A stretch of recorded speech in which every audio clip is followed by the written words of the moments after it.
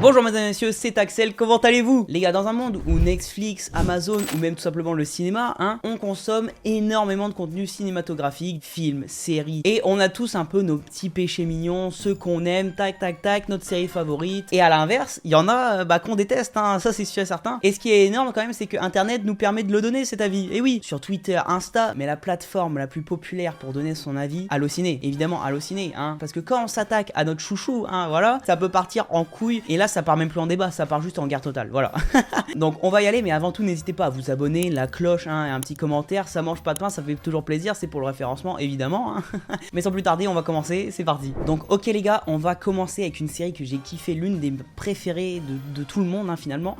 C'est Breaking Bad. Je vais pas ressucer encore voilà, la série parce que bon, tout le monde connaît Breaking Bad. On va voir s'il y a des gens qui n'ont pas aimé Breaking Bad et pourquoi, c'est ça la question. Ok, donc 40 avis à 0 étoile. Attention. Regardez-moi Alfred qui a fait un pavé mais énorme. À force d'avoir entendu tant de critiques élogieuses sur cette série, que ce soit dans les grands journaux, sur des sites web ou bien des amis, du genre ah non, le dernier épisode de Breaking Bad, cette série restera à tout jamais dans mon cœur. Ou bien ce soir, soirée Breaking Bad chez moi, ça va être mortel, meilleur samedi soir du mois. Ok, bon déjà, bonne initiative. Et je n'ai pas pu aller au-delà de la saison 2. Alors déjà frère, t'abuses, critique pas une série si tu peux pas, si t'as pas tout regardé. La première saison est longue et ennuyeuse. Les personnages sont tous moins charismatiques et attachants les uns que les autres. Hormis peut-être Jesse qui est le moins pire de tous. Entre le père froid, insensible, odieux avec sa femme et son débile de fils. Là pour le coup, elle a pas tort, débile. Le beau-père shérif fasciste. Mais qu'est-ce qu'il raconte ce con frère? Non mais attends, il a jamais insulté un juif. Et sa femme stupide. Voilà, oui, c'est pas faux. On ne sait plus où donner de la tête. C'est sûrement le but de la série d'ailleurs. Montrer l'homme sous son pire jour. Mettre le spectateur mal à l'aise en montrant des scènes gênantes. Quoi? Mais quoi? Comment c'est possible de d'écrire ça? Non mais les gars, qui a regardé Breaking Bad et était mal à l'aise tout du long? D'un moment, faut arrêter les conneries. Certains pensant que je n'ai rien compris à la série. Oui,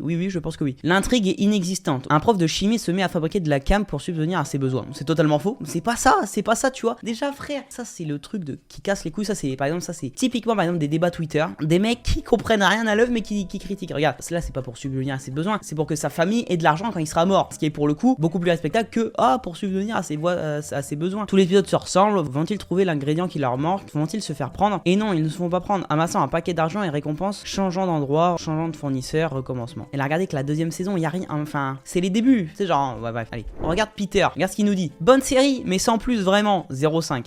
Allez hop, il y a quand même bonne série, bonne série 0,5. C'est l'œuvre la plus surcotée que j'ai pu voir, c'est mot répétitif, mais divertissant, je le répète. Bah si c'est divertissant mon pote, ne mets pas 0,5. Encore là ça va parce qu'entre guillemets, elle a eu beaucoup d'avis général, il y a eu des dizaines, enfin des centaines de milliers d'avis, tu vois. Les pires critiques, tu les sens pas forcément. Mais une petite série qui par exemple est bien, bah ça se fait niquer par des mecs comme ça, c'est genre bonne série, mais je sais pas, mais bon je mets 0,5. Tu vois, genre je comprends pas. Après putain, je viens d'avoir une idée, ça pourrait être très cool de faire exactement pareil mais avec des avis de jeux vidéo. Les gars, si vous aimez l'idée, n'hésitez pas à me le dire en commentaire parce que franchement, ça pourrait être un putain de truc. Donc voilà, n'hésitez pas à me le dire. Série suivante. Alors là les gars, on fait une série, après on va passer à un film, mais les gars, je suis obligé de parler de ma série préférée of all time. Ça me transcende, vraiment, c'est incroyable. Je parle évidemment de Peaky Blinders. Alors, quelles sont les critiques? Novembre 2019 par Clint Eastwood, ok mon pote. La messe est dite, comme la plupart des séries ou films, les producteurs de la BBC aux ordres d'Hollywood détrisent tout sur leur passage. Et là ça commence bien. C'était une très bonne série au début. Les deux premières saisons, voire la troisième, tenaient agréablement la route. Scénario, acteurs, décors, musique, tout y était cohérent, innovant, authentique et original. La quatrième saison c'est un peu essoufflé, mais la cinquième c'est l'apothéose du cliché, de la caricature, voire du comique.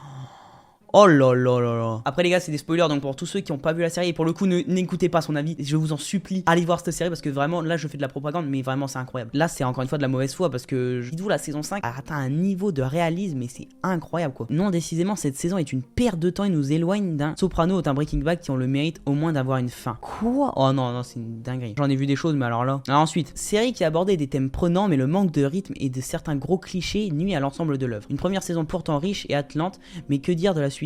Dommage. Après c'est leur avis, après tu vois c'est les avis de chacun, voilà c'est les goûts. Même si bon, je considère qu'il y en a qui auront des goûts de chiottes pour le coup, parce que quand je lis ça, après ça c'est moi, c'est entre moi et moi-même, on va en lire d'autres. Alors là je vois un truc, je m'assois. Laurence, qu'est-ce que tu nous dis Laurence? Qui a mis 1,5. Je m'ennuie depuis le début. J'ai rarement vu cela en tant que sérivore. Bon déjà Laurence t'as plus de 45 balais, je suis désolé de le dire mais bon c'est le cas. Je m'accroche parce que cette série est portée au nu par les critiques spectateurs. Certes les acteurs sont impeccables, les décors et la bande sont sublimes, même le scénario est bon, mais le problème c'est le rythme. Des épisodes de 58 minutes qui s'avèrent à mes yeux soporifiques, qui pourraient être bien pliés. Ça sonne creux, coquille vide, la mayonnaise ne prend pas. J'ai été patiente, j'ai regardé Peaky Blinders jusqu'à la saison 3 épisode 2 et je me suis endormi. Pour moi une bonne série doit m'amener à appuyer sur Next sans arrêt. Mais devant Peaky Blinders, je regardais ma montre en me demandant quand l'épisode serait enfin fini.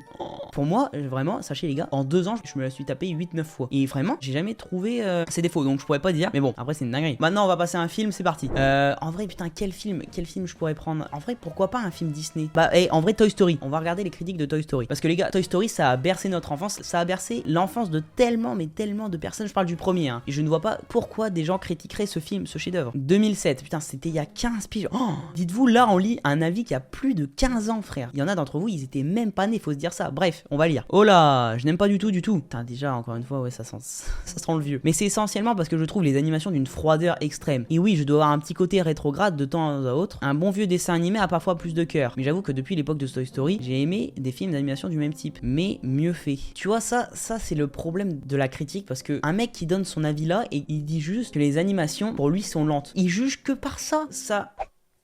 Je me gratte le nez.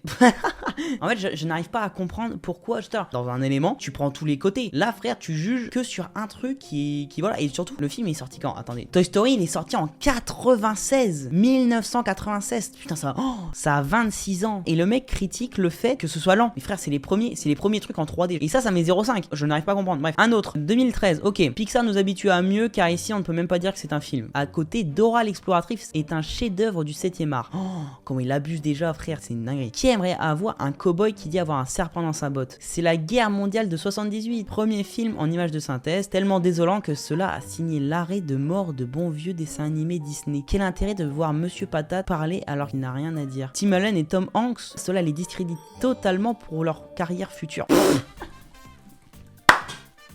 Ah non, alors là, le mec il a quand même dit que Toy Story ça a niqué la carrière de Tom Hanks. En mode Tom Hanks, entre 1996 et 2013, il a plus jamais sorti de film, il a plus rien fait. Mon pote Tom Hanks, il a niqué le game, hein, et ça depuis très longtemps. Donc vraiment, merci frérot pour ton avis et tes conseils pour la carrière de Tom Hanks. Il les a pas appliqués et pour le coup ça l'a bien aidé. Il ne manquerait plus qu'un tennisman qui se mettrait à jouer dans un opéra. Et puis là on touche le fond, des martiens à 3 yeux, comme de par hasard, même les maternelles ils faisaient comme ça. Et puis les pauvres enfants, quelle éducation ils vont croire jusqu'au bout de leur vie que les jouets vont prendre vie. Oh là là là là là. Alors je suis désolé hein, mais lui je l'imagine être un mec de la compta qui a une vie morose parce que sa femme l'a quitté, qui a pas d'enfant et qui comprend pas ça. Je l'imagine comme un mec qui vraiment voit tout le négatif dans sa vie. Le mec qui regrette les bons films Disney. Tu crois vraiment que Simba dans le Roi Lion il parle vraiment? À ce moment-là, tu sais, alors c'est littéralement pareil, ça revient tout au même. Mickey Mouse, une souris qui bouge à 2 pattes. Oui, mais bien sûr, tu vois. Genre c'est complètement con ce genre de réflexion, je ne comprends pas. Ils n'en dormiront plus, ils ne feront que des cauchemars, ils vont psychoter. Oh ouais. Il s'est inventé psychologue, bref. Non mais allô quoi. Il a vraiment mis le Hello World. Si ce mec est un fan de télé-réalité, je peux comprendre que le mec il a un avis désastreux et une vie de merde. Je suis désolé hein. T'es un film pour enfants, tu fais peur. C'est comme si t'es une Game Boy et que t'as pas de pile. Pas le clash de malade mental, les gars. Le seul côté positif à ce film est sans aucun doute Barbie qui parle, qui n'a pas voulu entendre la douce voix de Barbie qui représente bien son stéréotype, cordialement. Et en plus, c'est un pervers sexuel. C'est un mec, putain. Quand même, le film, quand même, Barbie, elle était bonne, hein, quand même. Heureusement qu'ils lui ont mis une voix. Moi, j'ai été curieux depuis pas mal d'années, je peux pas vous le cacher. Frère, ta gueule. Pour le coup, là, les gars, on a vraiment le premier avis désastreux parce que c'est une dinguerie. Dans des bonnes séries, dans des bons films, la mauvaise critique, ça vient de la bêtise des gens, pour le coup. Parce que autant tu donnes de vrais arguments, t'as pas aimé l'univers, ok, je peux comprendre, tu vois. Mais là, ils jugent sur rien. En mode, ah ouais, bah, ça donne une mauvaise image pour les enfants, ils vont croire que leurs jouets parlent. En mode, les gamins, ils vont rester cons toute leur vie, ils vont jamais grandir, ils vont jamais évoluer psychologiquement, ils vont, tu vois. Mais enfin, bref, prochain film. Alors là, les gars, on va aller voir les critiques du film Joker, sorti en 2019, je crois. On va aller vérifier. Ouais, 9 octobre 2019. De fameux Dene Dry, ok. En un seul mot, malsain. Sans conteste, le film le plus malsain que j'ai vu de ma vie. Une apologie de la violence comme il en existe peu. Je crois qu'elle a jamais connu Gotham, hein, vraiment.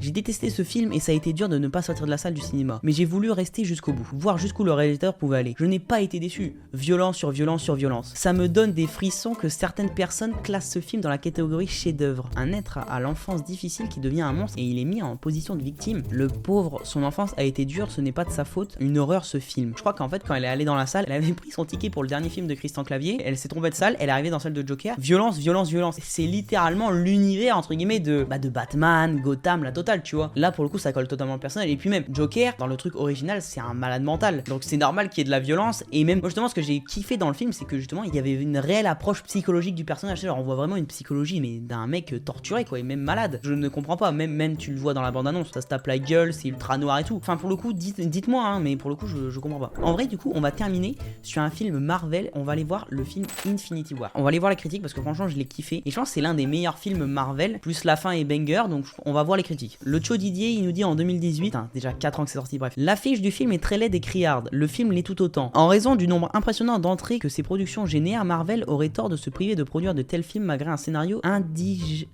indigent, je sais pas, qui justifie une grande peine à la multiplication à l'écran de super-héros. Le film se résume à cela, bah, c'est le but d'un film de super-héros qui est des combats, enfin là tu vois je comprends pas. Et une esthétique très sonore, particulièrement laide et ringarde. Thor dans l'espace en train d'ouvrir une étoile, c'est des années 70. Non là frère, là Didier, tu te fous de notre gueule. On est vraiment en droit de préférer les deux premiers Spider-Man ou X-Men bien plus proches de l'esprit des comics que ce goubli-boulga trop coloré. Waouh, on a l'aigri original. Non mais là c'est une dinguerie. Il critique l'affiche du film. Bon déjà, l'affiche, tu juges un film par l'affiche. Bref, on s'en bat les couilles. Bref, il juge le fait qu'il y ait des combats, il juge une esthétique trop 70, mais en même temps, il voudrait revenir dans des années datant des années 2000. Je ne comprends pas ton avis, Didier. J'aimerais bien t'appeler Didier, mais tu n'es pas là. On va passer à un autre avis. Alors Tom, qu'est-ce que tu nous dis? Une vraie daube. Je comprends les fans qui ont adoré les scènes de combat et les effets spéciaux impressionnants, mais c'est peut-être l'enchaînement tellement effréné qu'on ne sait plus où donner de la tête. On s'ennuie même. Non mais frère, c'est impossible de... Enfin, je comprends pas. Bref, le scénario est vide et ce n'est pas sans appeler une autre daube de l'espace, Justice League. Très déçu de voir ce dernier Avengers malgré toutes les bonnes critiques. En fait, j'ai pris Infinity War parce que autant il y a beaucoup de films Marvel où je suis d'accord, c'est du combat, blabla, c'est pas, t'as pas besoin de réflexion. En fait, ce qui est bien dans ce film et même avec Endgame, c'est la fin. Enfin, j'ai pas envie de spoiler, même si en vrai je pourrais parce que ça fait 4 ans, mais je vais pas vous spoiler. Genre la fin plus Thanos. Thanos, c'est vraiment un vrai méchant. C'est pas un méchant en mode ah je suis méchant. Non. Et c'est pour ça, genre là les mecs qui critiquent tout. Après, tous les trucs que je prends, c'est subjectif parce que c'est des trucs que moi j'ai bien aimé. Du coup, j'aime bien avoir la contrebalance. Peut-être en live faire des débats avec des abonnés. Vous venez sur Discord et on débat des films. Franchement, ça pourrait être ultra cool. Dites-moi ce que vous en pensez. Ça pourrait être ultra cool. Mais bon, mesdames et messieurs, c'est la fin de cette vidéo. J'espère qu'elle vous aura plu. En tout cas, moi, ça m'a fait bizarre, hein, tu sais, genre d'avoir l'avis inverse de ce que moi j'aime. Tu vois, ça fait bizarre, mais bon, hein, certains je les comprends, des fois je les comprends pas. Il y en a, c'est quand même pas mal de la mauvaise foi. Ça apporte quand même une plus-value d'avoir un avis inverse au tien, tu vois. Ça permet de réfléchir, tu vois. Bref, mais en tout cas, j'espère que la vidéo vous a plu. N'hésitez pas à vous abonner, à liker, tout ça, vous connaissez, et à vous abonner à la chaîne. Et moi, je vous dis rendez-vous dans une prochaine vidéo. C'était Axel. Salut!